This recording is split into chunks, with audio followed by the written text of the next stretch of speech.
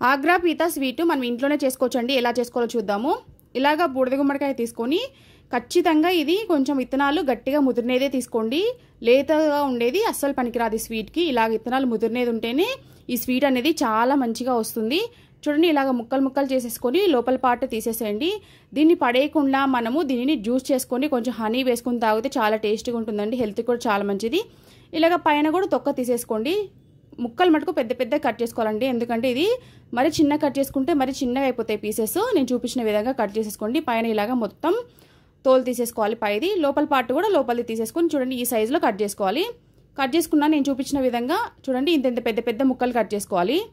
చిన్న చిన్న ముక్కలు కట్ చేసుకుంటే ఏంటంటే అవి చిన్నగా అయిపోతాయి. ఇలాగ పెద్దగా అయితేనే మంచిగా స్వీట్ కూడా బాగా వస్తుంది.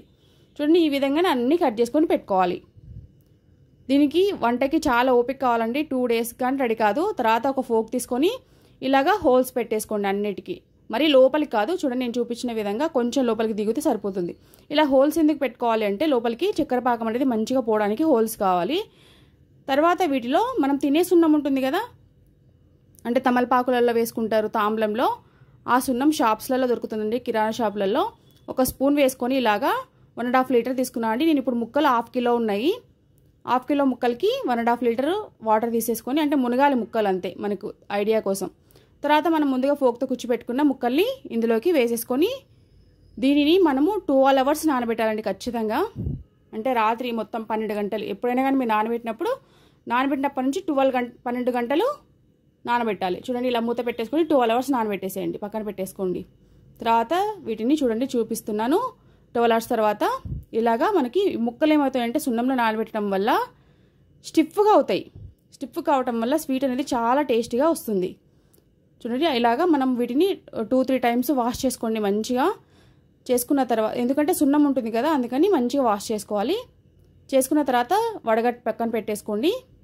తర్వాత ఒక 2 liters వాటర్ తీసుకొని బాగా మరగబెట్టాలండి. మరగబెట్టిన తర్వాత మనం ముందుగా వాష్ చేసి పెట్టుకున్న ముక్కల్ని ఇందులోకి వేసుకుంటా దీనిని కరెక్ట్గా 20 minutes పట్టిందండి నాకు ఉడకబెట్టడానికి.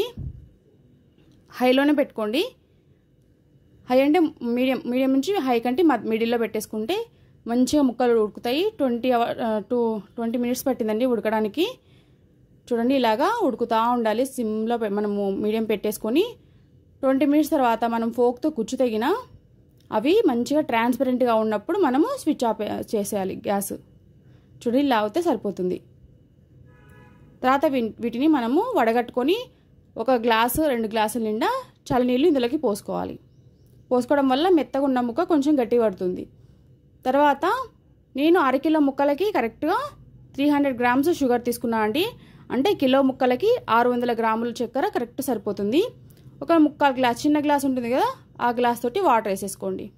వేసుకున్న తర్వాత ముందుగా వడగట్టుకున్న ముక్కల్ని ఇందులోకి వేసేసుకొని దీనిని నిదానంగా అంటే హైలోనే మగ్గబెడతా ఉండాలి. చూడండి ఇలాగ వస్తుంది.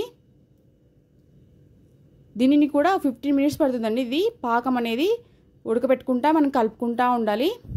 చూడండి ఈ విధంగా కలుపుతూ ఉండాలి. మనకు పాకం అనేది తీగ పాకం రావాలి. మనం వేసిన చక్కెర అంతా తీగ పాకం వస్తే అప్పుడు మనం దీన్ని స్టవ్ ఆపేసేసుకోవాలి. చూడండి నేను చూపించిన విధంగా ఓన్లీ 1 thread వస్తే సరిపోతుంది. ఎక్కువ గట్టిగా పాకం రావద్దు.